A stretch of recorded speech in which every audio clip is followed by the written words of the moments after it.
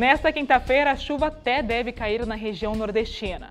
Só que isso de forma muito rápida, isolada e sem acumulados significativos. De modo geral, o sol e o calor intenso é quem devem predominar.